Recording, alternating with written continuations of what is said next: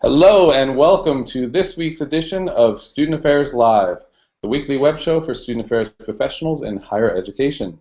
We broadcast on the Higher Ed Live network, and you can typically tune in to Student Affairs Live every other Wednesday at 12 o'clock noon Eastern Time. For those of you joining today's conversation, please follow along on the back channel with the hashtags Higher Ed Live and ACPA Digital. I'm your host, Tony Doody from Rutgers University.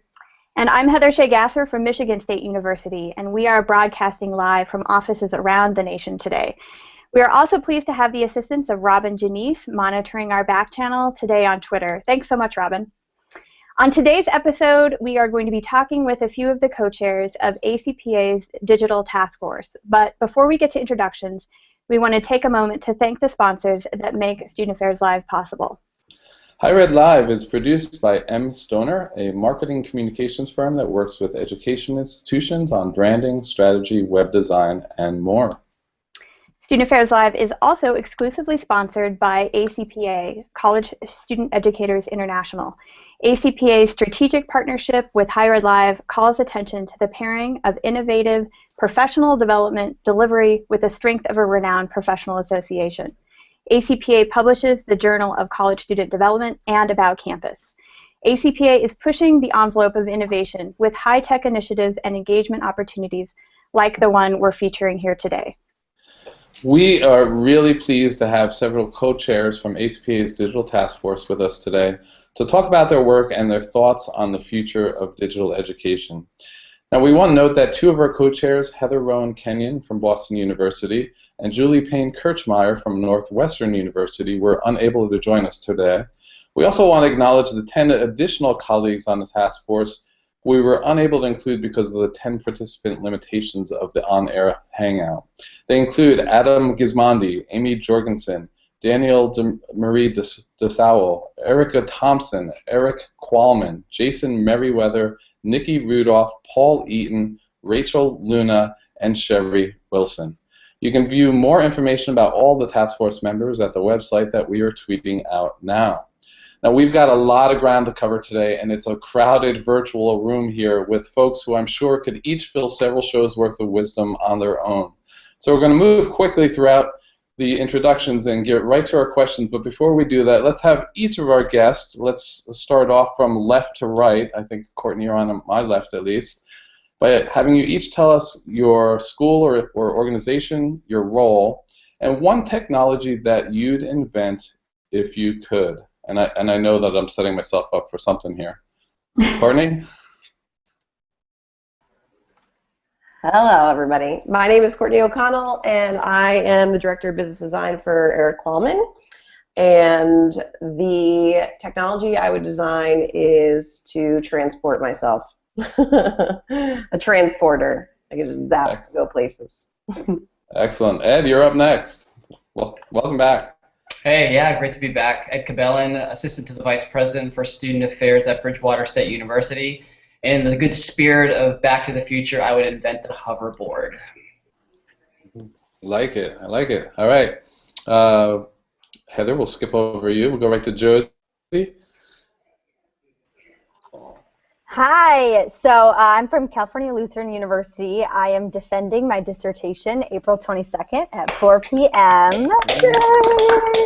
And because I'm completely crazy, we've closed on a house, and we'll be moving 2 days before that. So if I could invent an app, I would take a photo of the room, and it would tell me where to put the furniture or where to buy this new furniture and where from and the best price to do it, because I'm design illiterate. Wow, that sounds like an app waiting to be made. All right, Kristen, you're up next. Well, hello. I am from the University of Missouri, Kansas City, and I'm a web developer there. And if I could invent something, I'm going to pull from Harry Potter and invent a time turner. I don't know what that is. I always need more time. It allows you to go back in time and repeat stuff, so I need more time. Got it. All right, Paul. Oh, no, sorry, Laura, you're up next. Maybe? Hi, I'm Laura Pasquini. I'm a lecturer with the University of North Texas in Denton, Texas, and I'm also a researcher at Royal Roads University in British Columbia, Victoria, British Columbia. So if I was going to invent something, I think it might be the sharks with lasers. So check out the New Medium Consortium's report. Paul and I are debating between what we're going to have, but sharks with lasers, I think, is my pick. I love it. All right, Paul, you're last but not least. I'm a little scared. Go ahead. Well, Laura stole my technology because that's exactly what I was going for, so it's very upsetting. But I'm a full-time PhD student at Boston College, which actually Heather Rowan-Kenyon, who you mentioned earlier, isn't at Boston University. She's at Boston College with me. My apologies. It's a common mistake. We're used to it here. And I'm also the acting dean of students and assistant vice president of Fashion Institute of Technology in New York City. We can collaborate, Paul. Okay. You work on the sharks, I'll work on the laser beams. Awesome. Well, I'm pleased to be here to co-host today, and now I'm going to talk to Ed, actually. Ed, can you give us a brief history of the task force and a little bit about the composition of this team, many of whom are on our call today, and how they were chosen?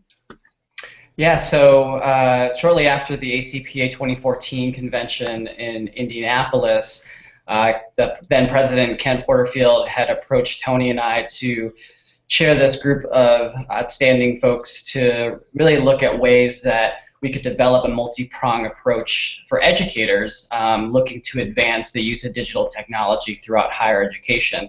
So when Ken asked Tony and I to do it, we agreed, and we were excited about the opportunity, and we reached out to the people we knew in the space who had diverse perspectives on digital technology. So we looked at folks from faculty, administrators, scholars, and really wanted to make sure that we had a really broad representation there. We then brought those folks, the core team, many of the folks who are on this call today, to DC for an initial meeting where we really looked at how we were going to attack the work that we had in front of us. We knew we had a year's worth of work to do in about 8 to 9 months, and it was very ambitious of us to try and do all that. And I know Tony and I are both proud of the work that we were able to accomplish in the short amount of time.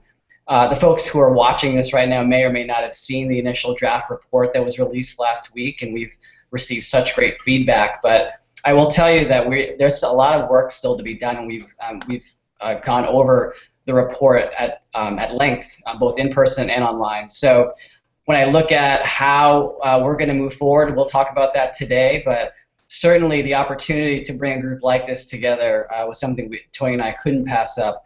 And when you look at who's involved and the folks who have contributed to the document, I think we looked at it very strategically. Great. Thanks, Ed. So, Paul, I'd like to direct this next question to you. One might not immediately connect the role between student affairs and digital education. Why student affairs? Well, let's maybe start with the word student affairs, because as we know through all of the trends that we've had in the past few years, the line between student and academic affairs gets increasingly blurry. And so I think one of the approaches that we took to this work was how can we look at issues of technology, digital education that's informed by the values and the history and the traditional focal areas of student affairs, but isn't just necessarily just limited to a small subset of people that might work in the residence halls or in student activities. And so that's what really kind of brought our lens to kind of this project. You know, Michael Staten, who's a venture capitalist, works with a number of ed tech firms, created this quadrant graph that shows what's easy to replicate online and what's difficult to replicate online. The stuff that's easier that we've kind of figured out is knowledge acquisition. You can take an online course and very easily pick up facts and figures and things like that. But the stuff that's harder to do is the personal development, transformation, kind of those things that really kind of happen in the outside of the classroom environment on a college campus. And so when we're looking at this, we wanted to think of it holistically. How can we incorporate that? Because there's not many people, and I don't really think any true exemplars, that have really cracked what it means to have a student experience, the full experience online. And so for that reason, we kept talking about what does a digital experiential education look like? And that was really informed our approach. So it goes beyond student affairs folks to just college student educators in general. And in the blended online environment, how can we merge those two or look at things that that kind of build off the strengths of student affairs. Great. Great. So Courtney and Kristen, your focus has primarily been on skills and knowledge. And early on, the task force talked about moving the focus away from platforms and specific tools towards broad-based knowledge. Can you each talk a little bit about how you tackled this challenge? Sure. Who wants to go first? Go ahead, Courtney. Okay. So I think that it was definitely a challenge for us at first. Kristen and I, after Ed and Tony laid out the plan for our subcommittee, we both sat there kind of, everyone else seemed to be like moving along, and we were like, what do we do? How do we do this? Because your immediate reaction is, let's teach the tools to folks. And so I can imagine that's probably a struggle for a lot of folks out there that want to, become a better digital educator. They're kind of focused on learning that tool or chasing that trend. And then I think what it was, at least for me, once we started getting into interviewing digital educators that are out there, it became very clear that there were themes, and that really helped us get bigger picture. So we started realizing, wow, it's not necessarily whether or not they know how to use Twitter, it's the fact that they're more than, they have this tendency to just try it, and they have an environment in which they can try things, try new technologies and things like that. And so, they're tinkering with different things. And so we came up with these bigger themes and bigger picture skills and approaches. And so that, to me, I think was how it helped. I'm sure Kristen could give even more perspective on that. Yeah, I think we worked with Danielle and Nikki were both our team members, and we really worked to identify what are the habits and behaviors of digital educators. And that is how we approached our interviews and our research in moving forward. And I think once we identified that we were looking at habits and behaviors as opposed to tools and specific ways that they use things, that helped us look at it more generally. So that really helped shape, as we move forward, how we got away from focusing on specific technology tools and really focusing on more, like I said, the behaviors and how they approach things.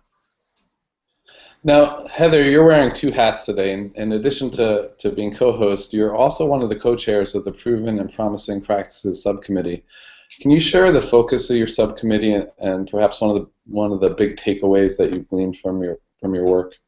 Yeah, for sure. So to also give credit to the other folks on that subcommittee, Julie Payne-Kirchmeier, Rachel Luna, Amy Jorgensen, Erica Thompson, and Sherry Wilson all helped talk about moving from this idea of best practices to proven practices. So, best kind of implies a hierarchy, or that standards become kind of the fundamental. We really wanted to talk about what do we know has worked. So proven practices have been, maybe proven in one context, but may not necessarily translate to others.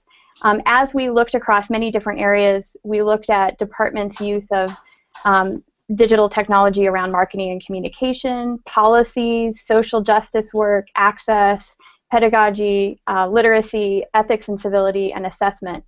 And some of the kind of key takeaways that we unpacked as we looked at proven practices across the country is that institutions, just like Courtney was just talking about, institutions who are most successful with digital platforms view these tools to accomplish a higher purpose, but they don't purport that the tool is the solution.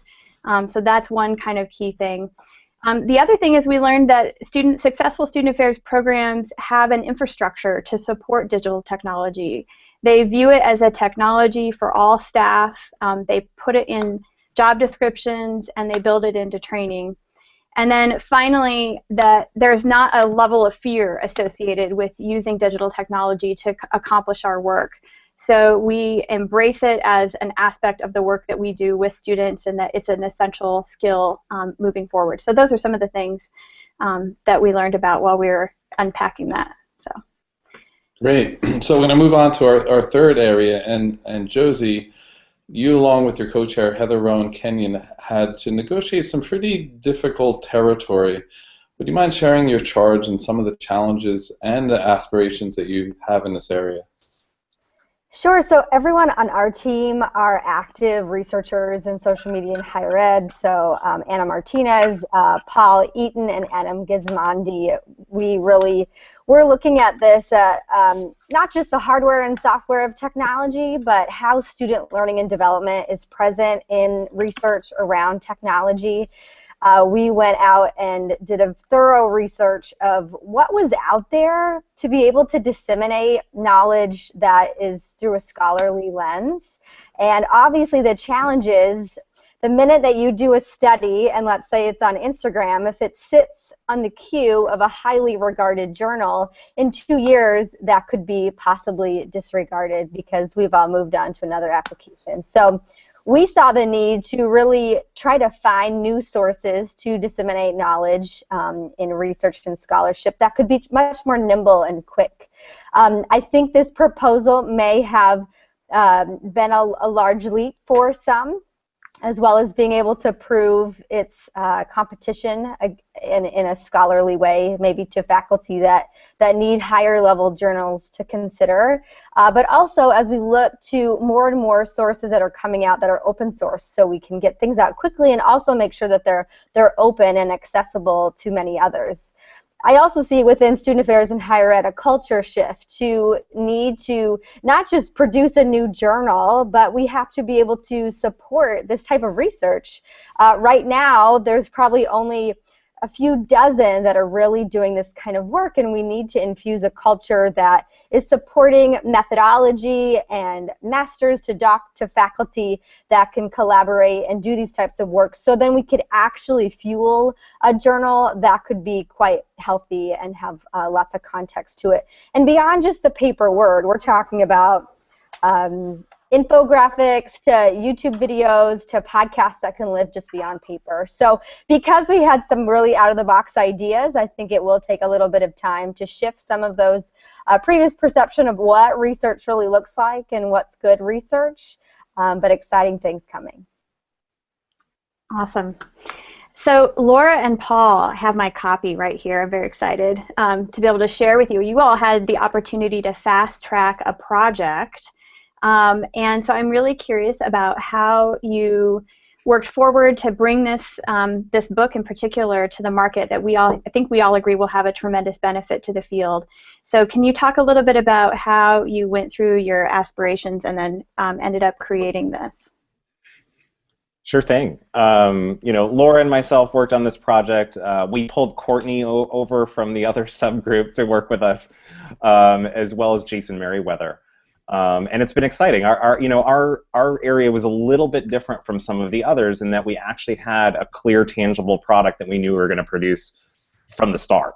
And that was taking Eric Qualman's book, What Happens in Vegas Stays on YouTube, and kind of reconceptualizing it as what happens on campus stays on YouTube. So taking the great work that Eric had already done, and then using our expertise in the higher education setting to really kind of focus that in on how do students experience this? Can we speak in their language and the experiences that they're likely to have? And so we layered our experiences with Eric's, and I think came up with a really great product, something that I think we're really happy with. And something that really doesn't exist in any other form, to my knowledge, and I study this stuff, so I'm pretty up on the literature, but nothing quite like this that could be used as a common read, could be used with first-year students. You know, staff could even use this. Even though it's geared towards students, I think it's a great opportunity for faculty and staff to read it and think about how they may teach some of these concepts to students. Laura, do you want to talk about what we want to maybe do in the future, some future directions we wanted to go in? Yeah, sure. I share some links, so if you want to take a look at the sneak peek of the book, I shared that out because there are sections that are really relevant and we need to talk about on our campuses for all, students, faculty, and staff. It's cyberbullying, some other issues that have come up with development of identity that weren't in the first version. So take a look at that, and it's for sale on Amazon now, pre-sale, but will be available April 20th. For future, we hope that this book is just that, designed for learners, and it could be your undergraduate or graduate students, and we'd hope to pair the book with an educational guide that goes with it, so having different kind of learning objects as well as a curriculum that goes alongside for faculty who want to teach with it, or modules that might be applicable that you can pull out and add into different courses. So it may not even be a student affairs class, but it could go into your psychology 101 or first year seminar in English critical theory.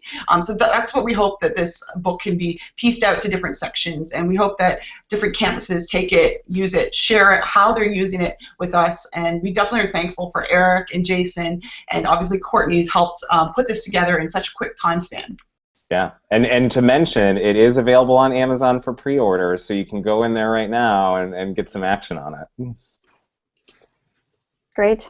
So the next thing that we're going to do is talk about how we can each share a practical thing that we can use to incorporate digital education into our practice. And we got a question from Twitter, I think, that will fold into this. So if many of you want to respond to this as well, we would like for you all to also ask what Sarah Beyer mentioned. For those of us folks who are not in master's programs, how can we infuse training on digital education into our student affairs division? So think about it from the context of a graduate program, but also in terms of our professional practice as well. So I think everybody's going to talk about this. So Courtney, do you want to start? I'll go down the row. Sure. So I think that that's a great idea to actually do, no matter if you have a master's program or not, to incorporate digital training. And I think the two things that I would recommend is, it may not look like your traditional training. So normally we come in for, let's say, Title IX training, and an expert comes in and talks to us and tells us about it.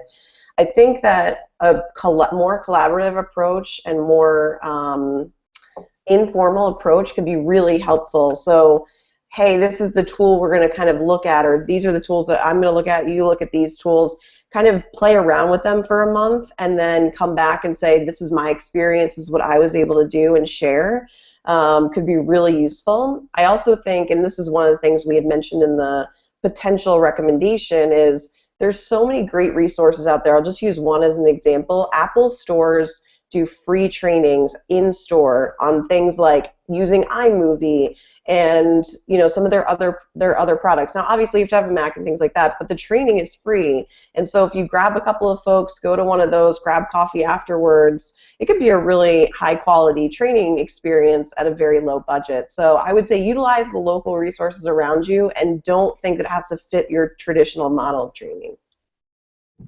Awesome. Ed, do you want to go next? Sure. I think it's important for us to create infrastructure in our work environments that reward exploration in the use of digital education.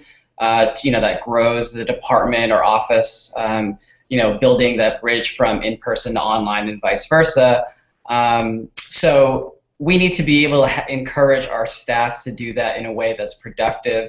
I know here at Bridgewater, my position is something that was created as an assistant in the leadership to centralize some of the efforts around digital technology and marketing and communications. And so while not everyone is going to have that opportunity, I think in a micro level in your own department, if you're trying to integrate this, partner with some folks in IT. They might have some educational modules either through things like Atomic Learning that might be available on your campus or other such modules. And really inviting them to staff meetings to explore ways to digitize some of your services and programs. You don't know what you know. You don't know what you don't know until you have someone else come in and give you sort of that assessment, that 360 view of your office. So I would say those are just a few things I would start with. Great, thanks. Josie. Awesome. Well, mine's a little bit more philosophical because I'm a researcher right now. Hopefully I won't get on a soapbox too much, but I think we really need to check our lens that we bring into the digital space. The same fears that I hear have been found back when computers arrived on our desks to email to Walkmans. And so a lot of times it's perception of the fears that we have of what could or we've seen in the media happen. So sometimes we just have to unpack those because the lens we bring affects the type of education and the conversations that we have with our staff and our students. For our students, and that's what my dissertation is about, they've grown up with fear tactics their whole life. And so my findings is to share that students need to hear more than what you don't want them to do on social media. They need to hear what you actually want them doing. And a lot of that digital role modeling could start with us in how we use the tools. And then as you think about digital education for students, how you can help them place their passions in a digital purpose. With all the tools that are out there, it's quite simple as matching them up with YouTube versus podcasting versus blogging. Perfect. I love it. Kristen. So I have a pretty simple one compared to everybody else's, but mine is that you should read. You should read anything and everything you can get your hands on. When Courtney and I did research and talked to digital educators, one of the big things I talked about was reading material that was out there on blogs, different websites. And then you should share that with those in your division, in your department, that you want to educate about those things. And there's a wealth of information. And don't be afraid, because for me, the more that I read, the more I realize I don't know, and that I need to read more to find out about. But don't let that scare you. Great. Maybe you can tweet out some suggested places to start. That would be blogs and all of that. I know you're connected to several. Laura. Sorry, I was answering a question from Kevin Gidger on Twitter about the traditional versus non-traditional for the book. Yeah, so I think, sorry, can you ask the question again to remind me? Yeah, for sure. We're talking about one practical thing that we can all do to incorporate digital education into our practice. Well, I don't think we have to, because we already are doing that. Like, most of us are using technologies, we're using these applications, we're already more blended than we think. So I think a lot of us are in a blended learning environments at our campus. I think what it means is to be cognizant of how others have access to them and don't have access. We make assumptions that every one of our learners has a smartphone or has a device of their own. So I'm always kind of aware of what my requirements are, and are they going to be accessible for my students. So I have adults, non-traditional, traditional learners. So what is their starting point? And I don't make assumptions that they know. So I think going to find out where they are, understanding who your students are when they come to your office, when they join your classroom, I think that really helps inform how I've been teaching, how I've been advising them. So I think never assuming that they know things about technology or how to do things. And I do that with not only learners, staff, and faculty, and it's okay, making it kind of an open, safe space for them to ask questions about how to do something, or if they want to learn something, and setting the bar a little high so they can aim to try something new and do something different. Yeah, that's a great suggestion. Paul.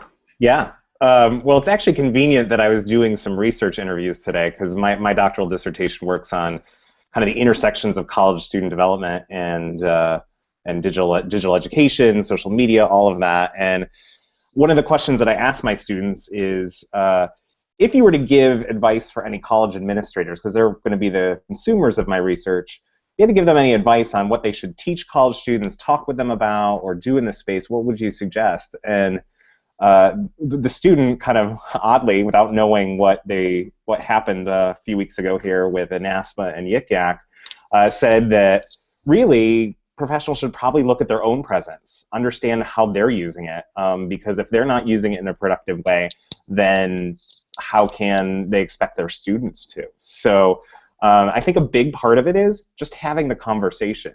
You know, doing my dissertation interviews, a lot of students say, wow, no one's just really asked me these questions before, and that's actually really helpful. So even just doing that enough is probably alone, is have a brown bag, discuss how do we view ourselves online, what does that mean about us, what does that mean about the people we interact with, and something as simple as starting there can actually be a great place to begin with professional development. Great. All right, so we got through our group. We have another Twitter question, and this aligns well with what I'm going to ask next. Ed, you've been championing and successfully, I might add, the cause of digital education for quite some time. How do we best convince administrators and leaders to allocate time and resource to these issues? And the question related from Twitter was from Inna Link, and she said, how do you practice effective digital education if your institutional offers limited tech resources and IT support? Yeah, this is the $1 million question, right? How do we get folks to strategically buy into everything that everyone on this call believes, as well as those watching on Twitter or on the replay, right? So I think there's three things to consider. The first is, you really do need to do your homework in looking for strategic partners on your campus.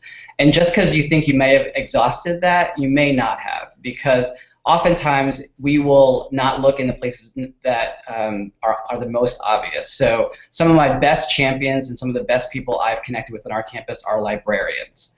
Okay, they're also faculty in different disciplines that might be experimenting with technology in a unique and special way. So you have to find those folks, and you have to get to know your naysayers. So understand why those naysayers and the resistance is there. Each campus is going to be different. I don't think we can project for sure what those answers would be. I think we could guess, but we wouldn't know until we start asking. So go to lunch with someone who's been your biggest naysayer when you've been talking about this and say, so what is it about this stuff that you don't like or that you have I want to understand it better, right? Because I think we'll often go away from that because we just don't want to deal with that kind of confrontation, but I think perhaps much of the shift and change needs to start there and seeking to understand before being understood.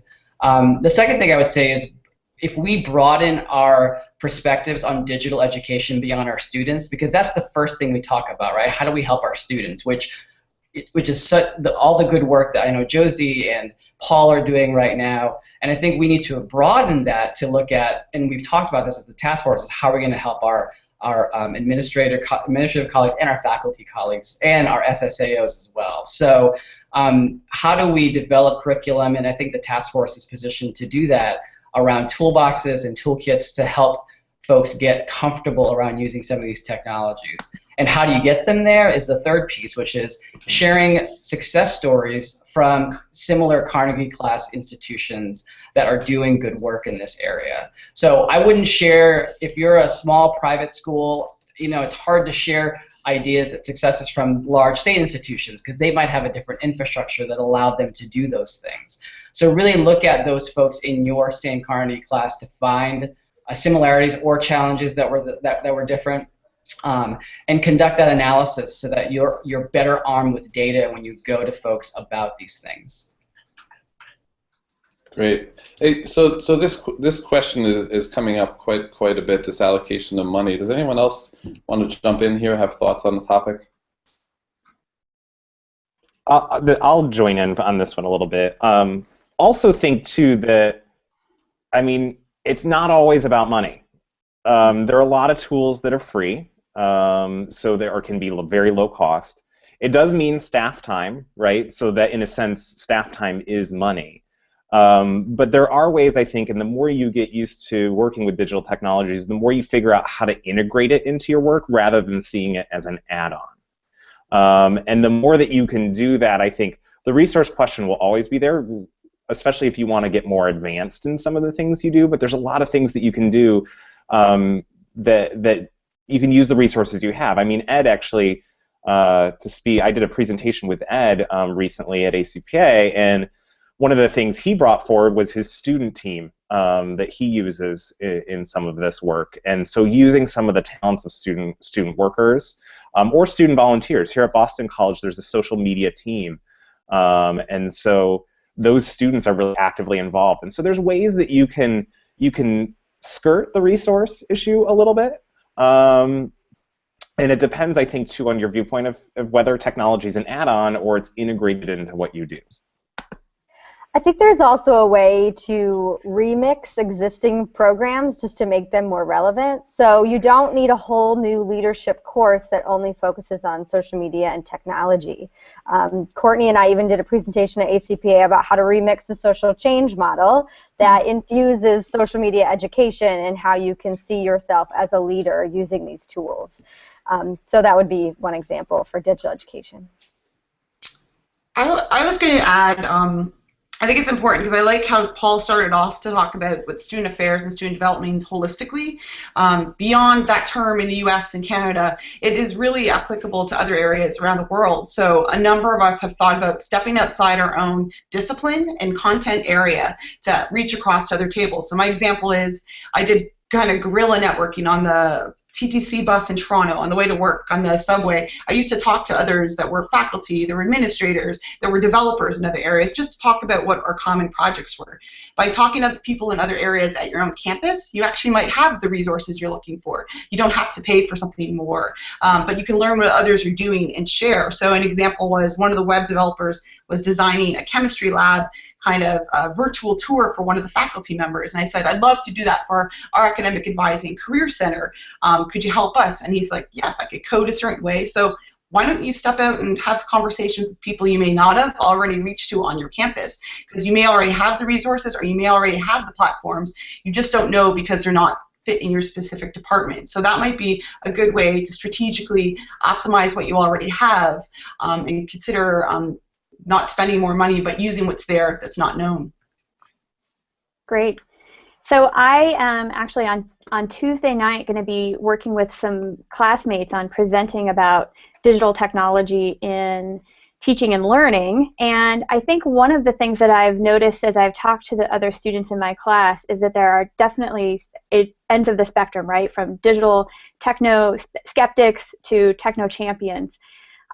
And for those who are skeptics and also novices, I think it's becoming harder to separate the, quote, wheat from the chaff, right? In a time when it's easy to be overwhelmed by all of the options, noise, all of the articles, research. So I'm curious about what you all think.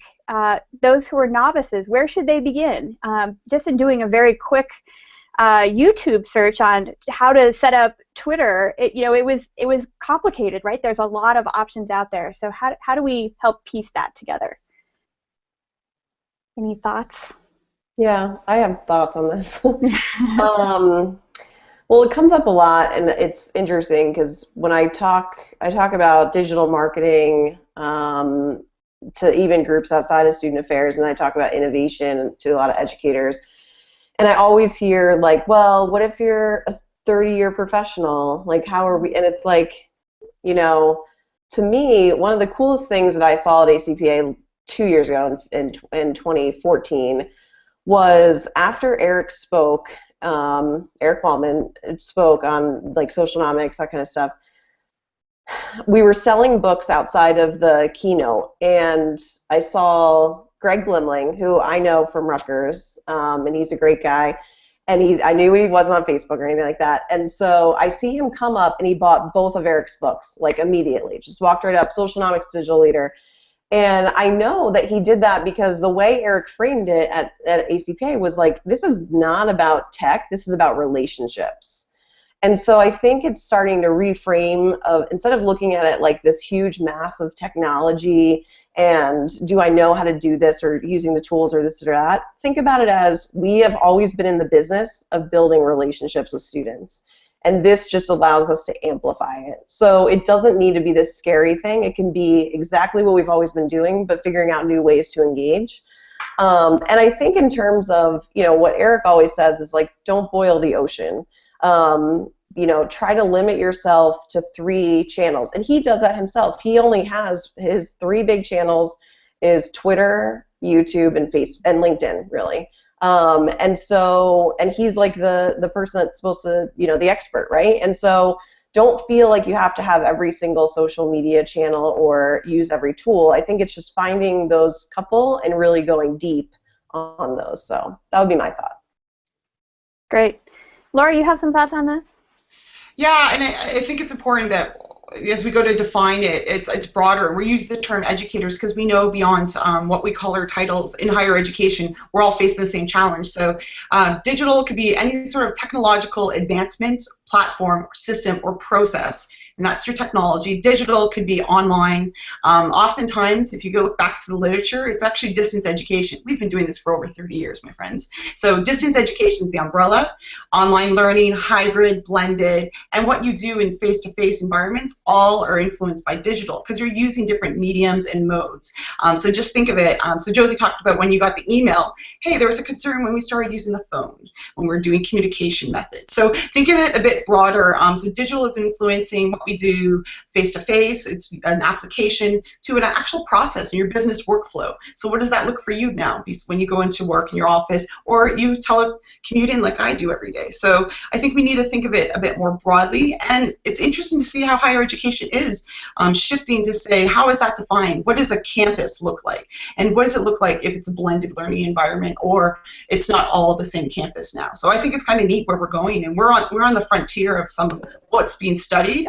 If you want to learn more about it, I'll give a shout out to University of Wisconsin, Milwaukee. Their Data Lab, the Distance Education for Technological Advancement Research Center, was just funded by the U.S. government to study what it means to be technologically and digitally educating. So if you're interested in that, I'll share a link with you in a second. And you'll see some others come around when it talks about adaptive learning for technology. So there's some great opportunities here, I know, in the US and in other countries that are doing some neat things to study what it means to learn in these environments.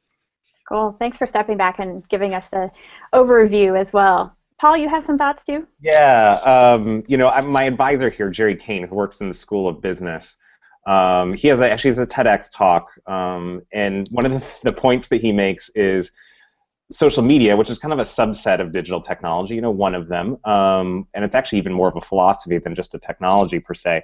He said, some people have said, and he would argue, that the reply all function on email was the very first form of social media, that the internet was always meant to be what we see in terms of social media today. It's just it wasn't sophisticated enough at the beginning to maybe view it in the way that we do now. So even from the very beginning, if you think about it, reply to all is a type of social media sharing aspect. We've been doing this a lot, and the more you study this and the more you think about it, it's a shift away from the tool and more towards the philosophy. And that's really what Eric Qualman's book, when he talks about socialnomics, that idea of a social economy, socialnomics, and it having rules, that's what he's talking about. Is it's as much a way of thinking as it is the specific tool that you're using. Awesome. Thanks, Paul. So I'm going to hand it back to Tony. We're going to do something that we've done on previous episodes of Higher Ed Live before, the speed round. All right, here we go, the dreaded speed round. I'm going to ask a question, and folks are going to need to give a word, phrase, or short sentence answer to the question. All right, here we go. We'll start with Kristen. Most overused word in technology. Go. Technology. Josie. Emerging. Paul. Social. Courtney. Hashtag. Laura. MOOCs. Ed. Innovation.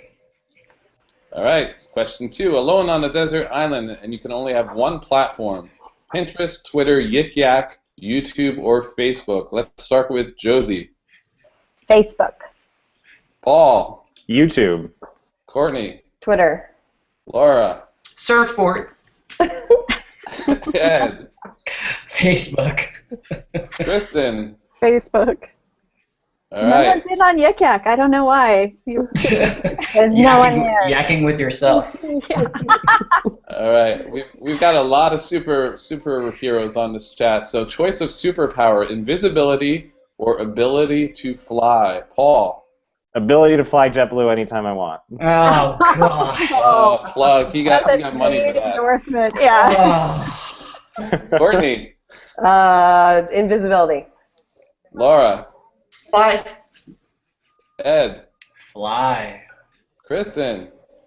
Super strength. Hello, Wonder Woman. Josie. I'm flying. All right. Question number 4. Physical book or Kindle-like book? Let's start with Courtney. Kindle. Laura. Both. I read too much. Ed.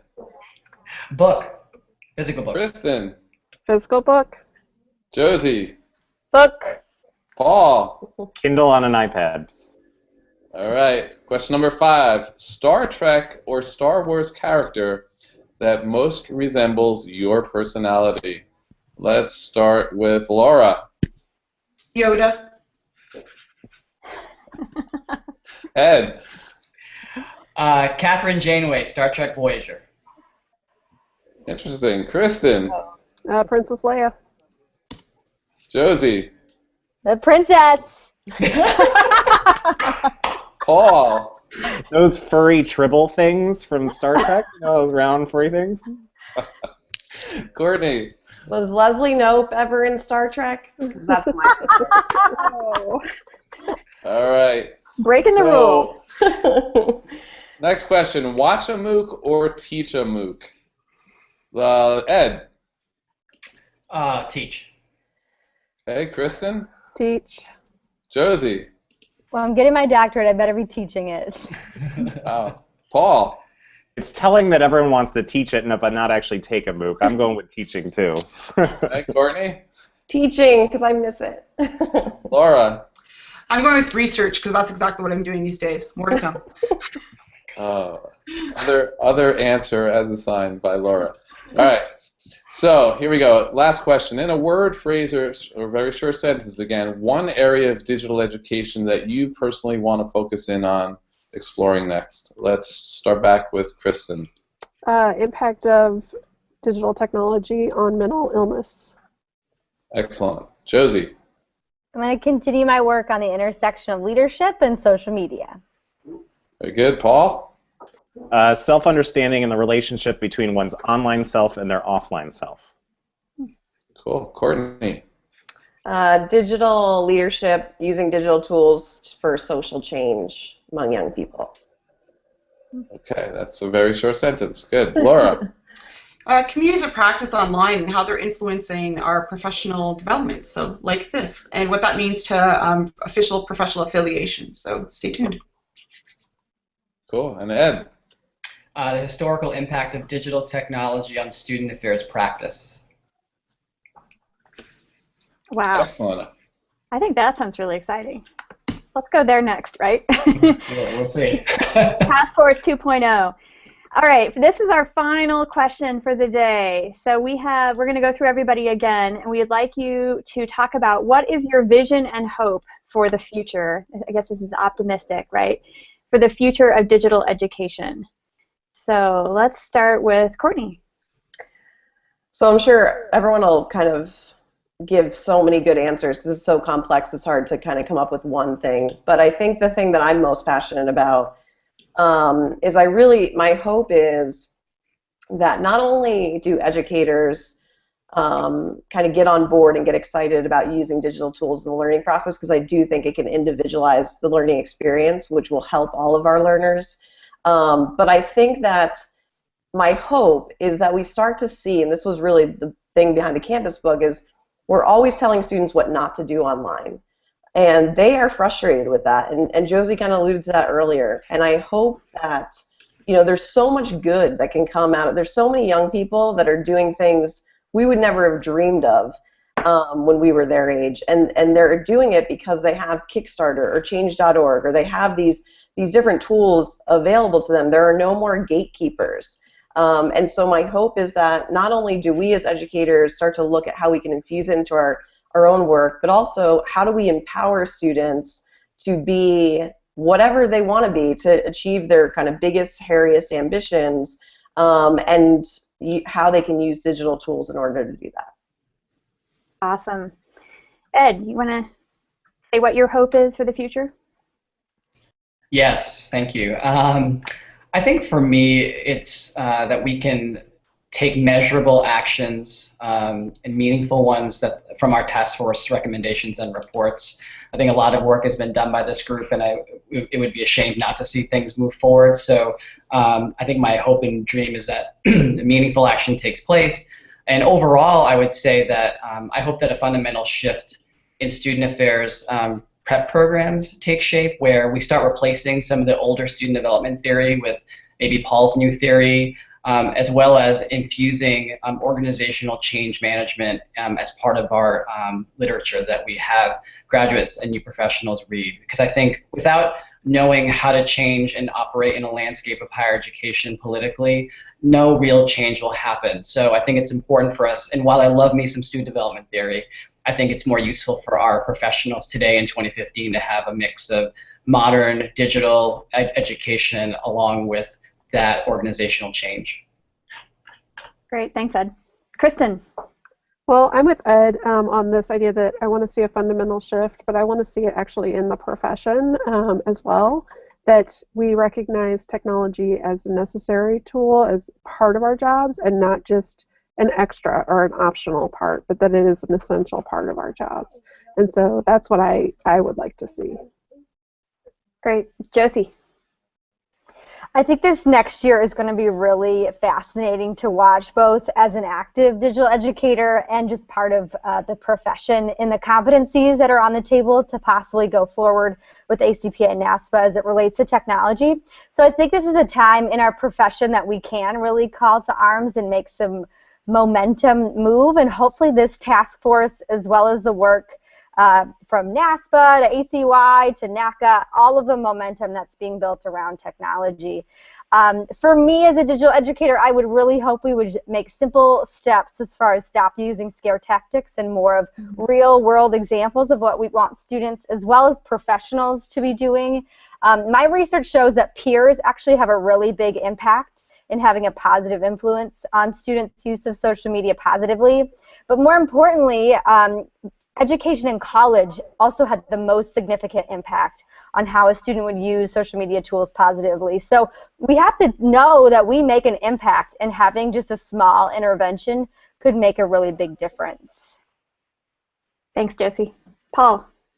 I think for me, it's really ramping up the research in this area, because a lot of these conversations started with bloggers and journalists, and certainly there's a lot of journalists that like to talk about what we do in the field, but we also need voices from within higher ed itself, as well as informed research, because when I'm putting together some resources, doing literature reviews, there's a gray space between research and blogs and all these kind of more informal and journalistic measures.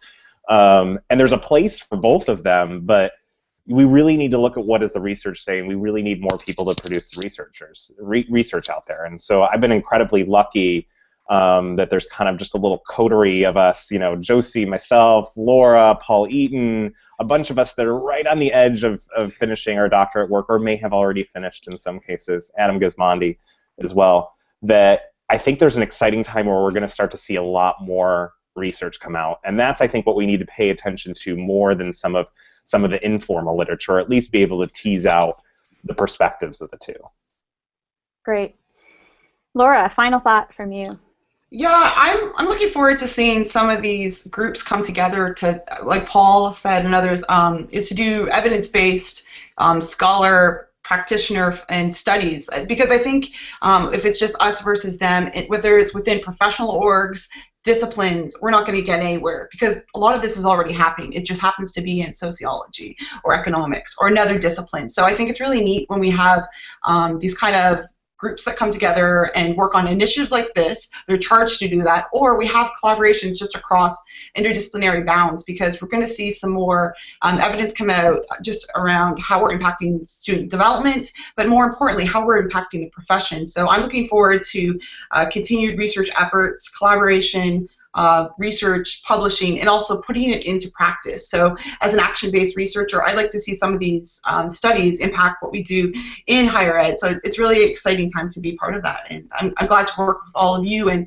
others who aren't on this call with us, we know, that are doing great things in the field in higher ed. Yeah, I have no doubt this is not the end for this group. So again, Tony and I deeply appreciate each of you being on the call today, sharing what you have to say about digital education in the future. And also, we're thankful to our program sponsors, including Stoner and ACPA. So just to give you a preview of our upcoming shows, next week on April 8th, I am going to be welcoming back Paul Gordon Brown and also Vernon Wall to talk about Yik Yak, social media, social justice, and social change. So really looking at how that impacts all of the work that we do both on our campuses and within our professional associations. And on April 22nd, I'll be back with a show titled, Is Your Campus Nerd Friendly? With Geek Week phenoms Alfred Day, Eugene Fryer, Kerry Locke, and Brian McDonald. You can receive reminders about these and other great shows by subscribing to the Higher Ed Live newsletter, or browse the archives at higheredlive.com, and catch up during your commute by downloading the iTunes podcast to listen in on past episodes. I'm Tony Doody. And I'm Heather Shea Gasser. We look forward to seeing you online and in the interwebs. Thanks for watching. Make it a great week, and go green.